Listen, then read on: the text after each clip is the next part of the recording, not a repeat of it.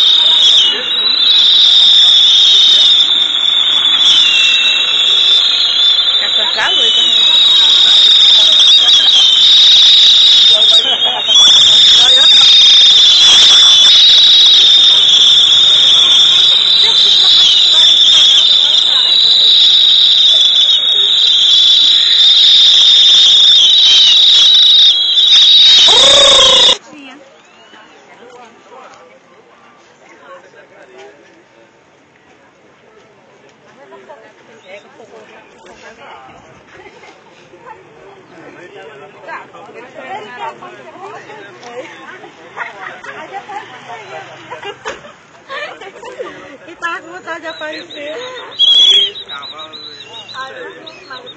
Eita, acabou assim no sol, vem pra cá pro sol.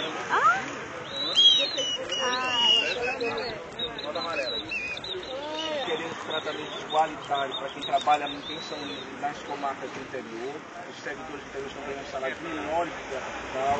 Nós queremos tratamento igual para os servidores de elite, escolaridade, jornalismo, bacharéis em direito. Nós não admitimos isso. Nós queremos que os cargos comissionados sejam preferencialmente destinados para servidor concursado. Nós não admitimos que pessoas que não passam no concurso público venham depois ser nomeados para dirigir aqueles que passam, ganhando 3 vezes o salário dos concursados. A nossa reivindicação é que seja aprovado um novo plano que beneficie o conjunto dos servidores, da justiça, nos dê plena motivação para servir a sua